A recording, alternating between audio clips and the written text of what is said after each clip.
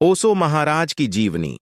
ओशो महाराज, जिनका असली नाम रजनीश चंद्र मोहन जैन था, का जन्म 11 दिसंबर 1931 को मध्य प्रदेश के कुचवाड़ा गांव में हुआ था। वे एक प्रमुख गुरु, तात्विक विचारक और ध्यान शिक्षक थे। ओशो ने ध्यान और आत्मज्ञान के लिए एक नया दृष्टिकोण प्रस्तुत किया, जिसने विश्व भर में लाखों लोगों को प्रभावित किया। प्रारंभिक जीवन ओशो के परिवार में एक साधारण पृष्ठभूमि थी। उनके पिता एक धार्मिक व्यक्ति थे, जिन्होंने ओशो को धार्मिक ग्रंथों और ध्यान की शिक्षा दी। ओशो ने अपनी प्रारंभिक शिक्षा स्थानीय स्कूलों से प्राप्त की और फिर उन्होंने विदिशा में दर्शन और मनोविज्ञान की पढ़ाई की। गुरु के रूप में उभरना 1960 के दशक में ओशो ने ध्यान और ध्यान विधियों पर विचार करने के लिए अपने विचारों को साझा करना शुरू किया। वे बौद्धिकता, प्रेम, ध्यान और जीवन के बारे में अपनी अनोखी दृष्टि के लिए जाने गए। 1970 के दशक में उन्होंने पूना में अपने आश्रम की स्थापना की, जहां उन्होंने ध्यान केंद्र और विभिन्न कार्यशालाओं का आयोजन किया।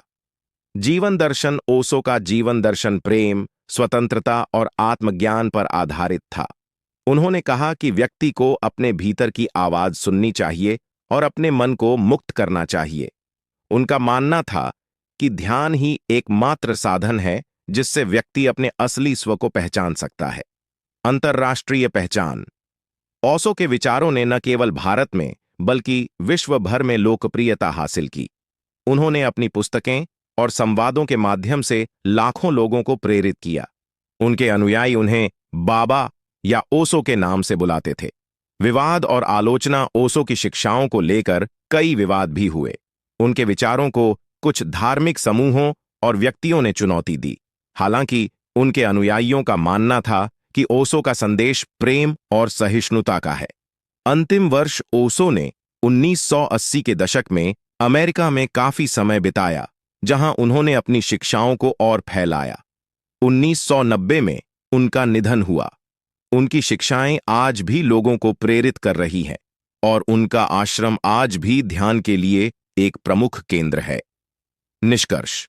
ओशो महाराज एक अनोखी व्यक्तित्व थे, जिन्होंने ध्यान, प्रेम और स्वतंत्रता के प्रति एक नई सोच विकसित की। उनकी शिक्षाएं आज भी उन लोगों के लिए मार्गदर्शन करती हैं जो आत्मज्ञान की खोज में हैं। उनके विचारों का प्रभाव आज भी महसूस किया जाता है और उनकी पुस्तकें और शिक्षाएं मानवता के लिए एक अमूल्य धरोहर बनी हुई हैं।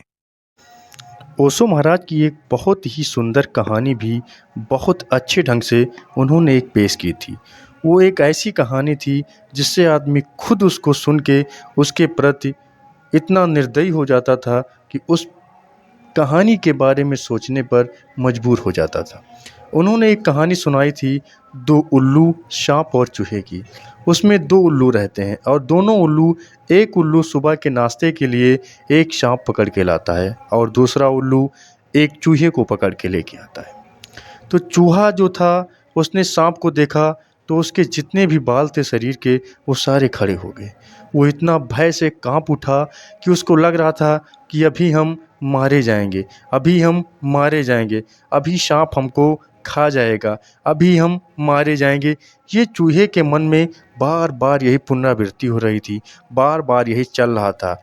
उसके बाद सांप ने जैसे ही चूहे को देखा, फिर सांप के मन में क्या चलने लगा, उसके मन में लड्डू फूटने लगे।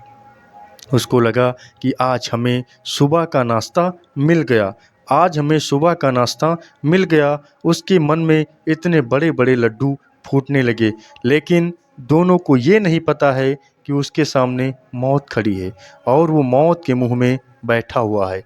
ना तो सांप के दिमाग में यह चल रहा है और ना ही चूहे के दिमाग में यह चल रहा है कि मैं या हम दोनों मौत के मुंह में खड़े हुए हैं, कब अंदर चले जाएं, कब हमारा जीवन अस्तित्व समाप्त हो जाए, कभी न मुझे पता न किसी को पता। लेकिन फिर भी इसमें ओशो महाराज का जो कहना था, वो उसमें तीन और अपना तीर लगाया। एक जो था इच्छा पर कंट्रोल करना, दूसरा जो था भय, और तीसरा जो थी मौत। यानी मौत से बड़ी इच्छा और भय होती है। क्यों? क्योंकि दोनों सांप और चूहे के सामने मौत खड़ी हुई थी, लेकिन उनके दिमाग में कभी मौत से डर उनको नहीं लगा। क्यों? क्योंकि मौत इतनी पीछे चली गई कि उससे आगे इच्छा और भय निकल आया। एक तो चूहे को भय इतना हो रहा था कि अभी साँप उसे खा जाएगा, अभी साँप उसे मार डालेगा, ये उसका भय था। लेकिन उसके दिमाग में ये कहीं नहीं चल रहा था कि हम दोनों मौत के मुख में खड़े हुए हैं। अभी मौत आ जाए या कल मौत आ जाए, उनको कुछ नहीं पता था। लेकिन उनको इतना भय लग रहा था चूहे को कि हाँ, सामने जो है वो मौत खड़ी हुई है। और भय रूपी मौत किससे डर लग रहा था? साँप से डर लग रहा था। और साँप के मन की जो इच्छा थी वो इतनी तीव्र होती जा रही थी कि उसके मुख से लार गिरने लगा कि आज तो सुबह का नाश्ता मिल गया भैया, आज तो कुछ नहीं दिक्कत होने वाला, आज तो सुबह का नाश्ता मिल गया। ये चल रहा था साँप के दिमाग में। लेकिन दोनों के दिमाग में दूर-दूर तक ये नहीं था कि मौत उसके सामने खड़ी ही। इसका सीधा उद्देश्य ये चलता है कि मौत आदमी के जीवन में इच्छा और भय से बहुत छोटी है। उसका कोई अस्तित्व नहीं है।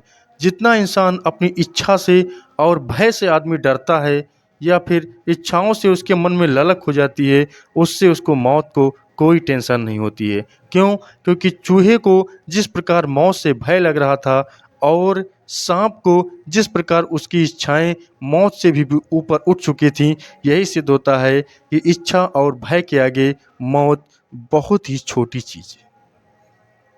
बहुत ही छोटी चीज़ है। ये अक्सर अपनी कहानियों में ओशो महाराज सुनाया करते थे। उनकी एक और बहुत छोटी कहानी है, आप लोग को हम सुना रहे हैं। वो अक्सर कहा करते थे कि अगर इंसान को भोजन आसानी से पेड़-पौधों से मिल जाता है, तो फिर इंसान किसी जीवधारी की हत्या क्यों करता है? आखिर उसकी भी जान है, उसके भी वो भी साँस लेता है, वो भी खाता-पीता है, फिर आप उसकी हत्या क्यों करते हैं अपने भोजन के लिए? ये कहना था ओशो महाराज का। जो जितना निर्दयी होता जाता है, कठोरता होता जाता है, वही मांस का सेवन कर पाता है। और मांस का सेवन करने वाला कभी सरल व्यक्ति नहीं हो सकता है। वो ना बन सकता है सरल व्यक्ति और ना व्यक्ति हो सकता है। इसीलिए ओशो महाराज अक्सर कहा करते थे कि मांस का सेवन नहीं करना चाहिए। हमेशा शाकाहारी होना चाहिए और शाकाहारी केवल शाकाहारी होना चाहिए। इससे इंसान की सरलता की प्रवृत्ति और बढ़ती जाती है। जय हिंद, जय भारत, वंदे मातरम।